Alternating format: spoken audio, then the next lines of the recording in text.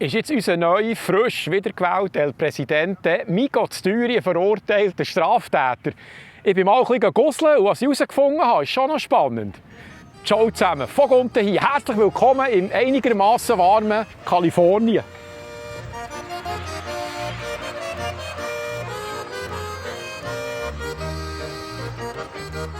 Auf das Thema bin ich gekommen, weil ich etwa vor 2 Monaten vom Nachbarn schon ein bisschen Wäsche bekommen habe. Ich habe ihn nämlich im Spass gefragt, ob er jetzt seine Stimme tatsächlich einem Kriminellen geben will. Er hat mich darauf schon ein bisschen angebaut und hat dann gemeint, ich sei da ziemlich leichtgläubig. Und das konnte ich als alter 69er-Rebell natürlich nicht auf mir hocken. Und darum bin ich dieser Sache ein bisschen selber nachgegangen. Ich gehe jetzt davon aus, dass in der Schweiz die Medien zu diesem Thema ein bisschen ausgeglichener berichtet haben und ihr durch das, dieser ganzen Sache nicht auf den Leim seid gekrochen, wie mir das ist passiert. Aber ich muss sagen, zu meiner Verteidigung, haben die Zeitungen und das Fernsehen halt schon nur einfach rausgeposaunt, was jetzt das für eine Halung war. Und dass man bei den meisten Fällen ein grosses Fragezeichen machen muss, das haben sie mir dann nicht gesagt. Jetzt schlage ich vor, wir schauen doch bei den 4 wichtigsten Fällen mal kurz, aber immerhin mal ein bisschen genauer her. Der erste Fall, den wir zusammen anschauen, ist der sogenannte Georgia Case. Hier wirft man ihm vor, dass er einen Telefonanruf gemacht hat an den Staatssekretär von Georgia, an Brad Raffensperger. Und zwar hat er verlangt, dass man 10'000 Stimmen findet für ihn. Der Hintergrund ist der, dass er in Georgia verloren hat gegenüber seinerzeit Joe Biden um etwa die schmale Marge von 10'000 Stimmen. Die Staatsanwältin Fani Willis hat jetzt zusammen mit dem Chefankläger Nathan Wade ihm vorgeworfen, dass er da Wahlbetrug einleiten wollte. Und dieser Fall hat dann auch zu diesem berühmten Polizeifoto geführt, das ich auch überall in den Zeitungen und im Fernsehen gesehen habe. Nach diesem Polizeifoto ist er relativ ruhiger geworden und als ich da ein bisschen nachgeforscht habe, ist dann auch klar geworden, wieso. Während diesem Fall, während dieser Entwicklung, hat sich dann herausgestellt, dass tatsächlich Wahlbeobachter gemeldet haben, dass da Unregelmässigkeiten festgestellt wurden. Und wenn ich dann so Berichte von Juristen mir anhöre, haben die dann gesagt, ja, wenn es natürlich so ist, dass der Trump tatsächlich das Gefühl hatte, dass man ihn beschissen hat, dann darf er sehr wohl den Telefonanruf machen und nachfragen, dass man zumindest 10'000 von diesen beschissenen Stimmen für Joe Biden findet. Während dieser Untersuchung haben dann auch der Fani Willis, also die Staatsanwältin und der Chefankläger, nicht immer nur sauber gearbeitet. Und das hat dann zum Nebenschauplatz geführt, zu einer Nebenuntersuchung. Und in dieser Nebenuntersuchung haben die beiden unter Eid gelogen. Und das hat dann die Konsequenzen gehabt, dass der Nathan Wade vom Fall ist abgezogen wurde. Und vor ein paar Tagen gerade ist auch Fani Willis abgezogen worden. Und ihnen beiden drohen jetzt sogar Konsequenzen im Fall von Entzug von Anwaltslizenzen etc. Das alles hat jetzt dazu geführt, dass der Fall irgendwo in der Luft rumhängt. Ich habe aber nicht das Gefühl, dass das irgendjemand wieder aufgreift, jetzt wo die Staatsanwältin und der Chefankläger weg vom Fenster sind. Und es sieht ein bisschen danach aus, als der Fall ein bisschen an den Haaren hergezogen war. Der zweite Fall ist der sogenannte Mar-a-Lago Dokumente-Case. Da war es jetzt so, dass das FBI ihm vorgeworfen hat, dass er kein Dokument heimgenommen hat nach seiner Amtszeit oder auf Ende seiner Amtszeit. Und sie haben ihm eine Frist gestellt, bis wann er die Dokumente zurückgeben muss. Jetzt hat schlussendlich der Trump die Dokumente tatsächlich zurückgegeben, aber nicht innerhalb dieser Frist. Und das hat dann dazu geführt, dass es eine Razzia gegeben hat auf seinem Anwesen. Und ich kann mich besinnen, die Bilder, die ich gesehen habe, mit FBI und Maschinengewehr und ja, die haben da das ganze Ding gestürmt. Und ich bin sicher, auch ihr habt das dann mitbekommen. Und ich habe das Gefühl, nein, das gibt es ja nicht. Ein Präsident nimmt da kein Papier mit und schau, was jetzt passiert ist. Unmöglich. Und hier war es dann auch so, dass die Suppe dann schlussendlich nicht so heiß gegessen wird, als dass sie gekocht wurde. Es hat sich dann auch hier während diesen Nachuntersuchungen herausgestellt, dass zum Beispiel auch andere Präsidenten, wie der Bill Clinton oder der Barack Obama, haben Tausende von Geheimdokumenten genommen. George W. Bush, alle haben das gemacht und nie ist etwas passiert. Insofern, sie sind dann in Zugzwang gekommen, hätten die alle auch anklagen müssen. Und das haben sie dann gleich nicht so recht wollen. Dann ist es nicht kein Wunder, dass sie mit der Zeit ein bisschen Abstand haben von diesem Fall. Und es ist ja auch so, das habe ich später erst gelernt, dass der Präsident eben das Recht hat, so Geheimaktien zu deklassifizieren.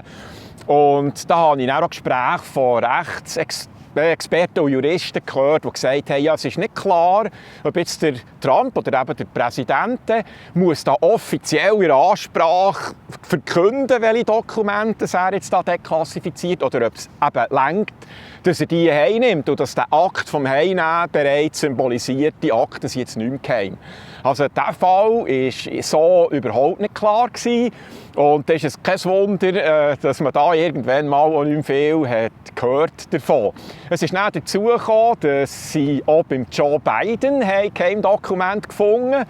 Und hier war jetzt das Problem, dass er die Geheimpapiere heimgenommen hat während seiner Amtszeit als Vizepräsident. Und der Vizepräsident, der war das unter dem Obama, hatte aber überhaupt kein Recht, so Dokumente zu deklassifizieren. Also bei ihm wäre es ganz klar eine Straftat gewesen. Und dann mussten sie dann tatsächlich ihn auch ein Verfahren eröffnen. Und die hatten ja eine Anhörung mit dem Richter und Joe Biden. Und das Verfahren ist aber dann eingestellt worden mit der Begründung vom Richter, dass der Joe Biden sich nicht mehr erinnern kann, altersbedingt, wenn er die heimgenommen die Dokumente, und warum, die Motivation dahinter. Und dass darum das Verfahren muss eingestellt werden muss, weil er vom Altershalber da nicht mehr zurechnungsfähig war. Sehr spannend ist aber hier die Tatsache, dass es dann aber keine Konsequenz hatte in seiner Rolle als Präsident. Das hingegen hat er dann offenbar problemlos machen. Das Hüpfchen für mich war dann noch, dass das FBI zugeben musste, dass sie Beweise gefälscht haben. Kein Wunder also, hat der Richter irgendwann den ganzen Fall abgewiesen und das war es ja damit. Der dritte Fall ist der sogenannte Hush Money Case.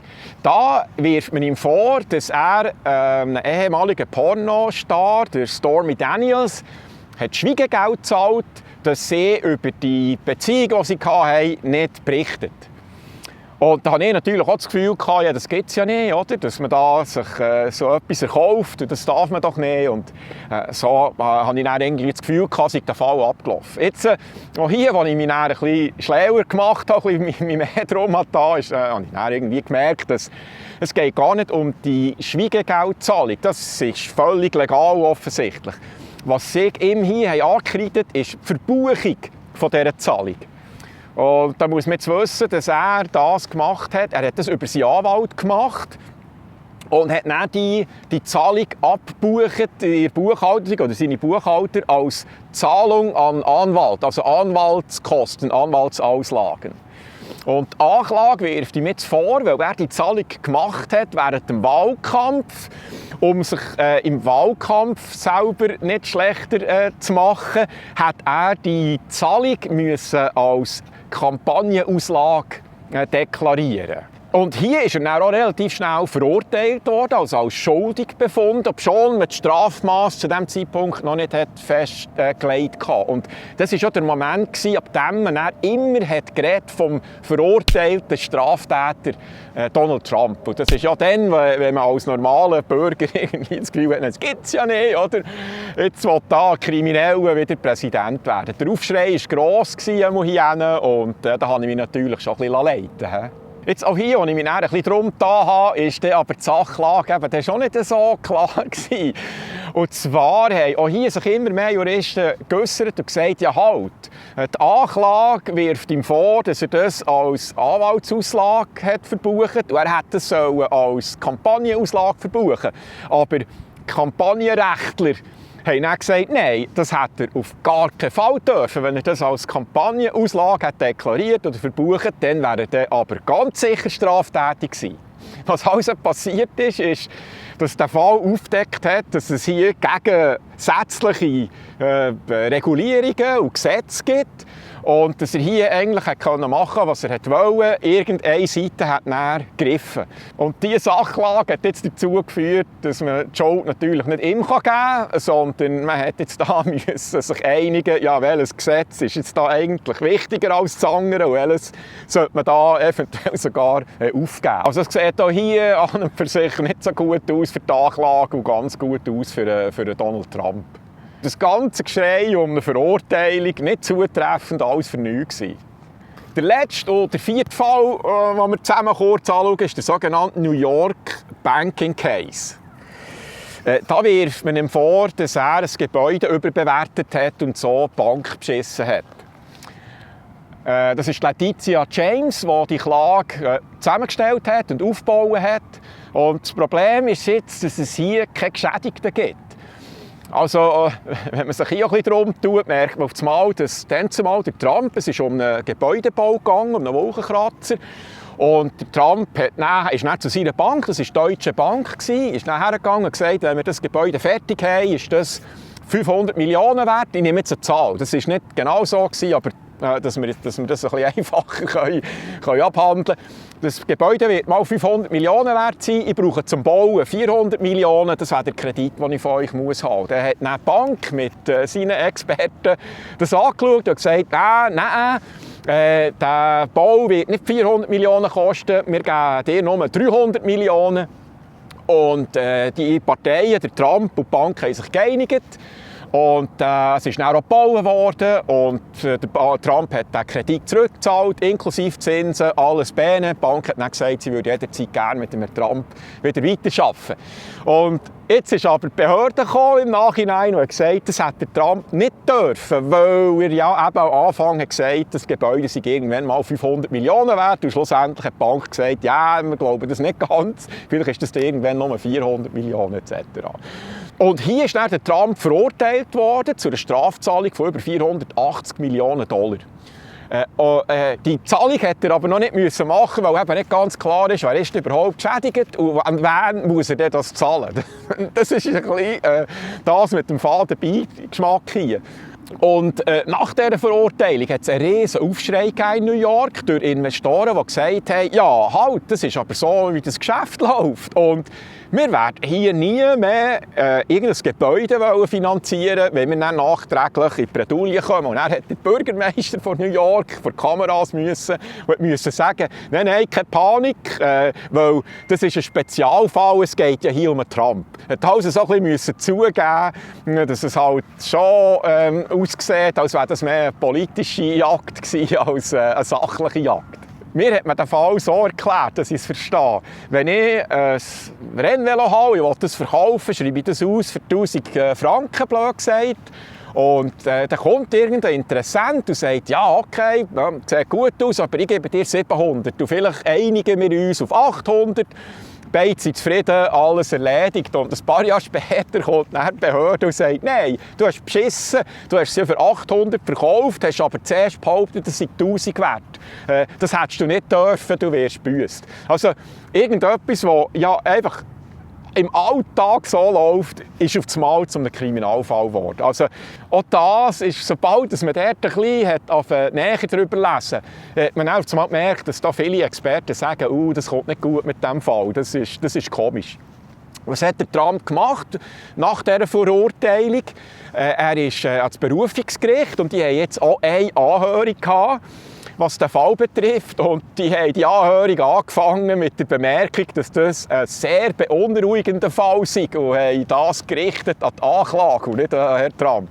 Und der Richter hat nachher die Staatsanwaltschaft regelrecht unter Beschuss genommen, sodass der Staatsanwalt mehr oder weniger darum gebettelt hat, dass er das Berufungsgericht seine Anwälte, die diesen Fall vorbereitet haben, nicht noch bestraft. Das Beschwerdegericht hat noch nicht endgültig entschieden, aber hier kann man davon ausgehen, aufgrund von der ersten Anhörung, dass das zum umfassenden Freispruch wird kommen für Herrn Trump. Insgesamt die 4 Fälle, die hinterlassen mir halt schon ein bisschen einen faden Nachgeschmack, jetzt wo ich da mal ein bisschen mehr gusseln. Es ist schon noch spannend. Im Moment habe ich das Gefühl, dass den grossen Medien nicht gross darum geht, ausgewogen zu informieren, neutral zu sein. Im Gegenteil, ich werde den Verdacht nicht los, dass es noch vor allem darum geht, dass sie uns auf Kurs halten, auf dem Kurs der Regierung. Ja, nicht abweichen. Aber was weiss ich als ehemaliger Velomech und Badmeister schon? Also, dann würde ich sagen, das war es für heute. Merci fürs Hineinschauen. Bis zum nächsten Mal. Tschüss.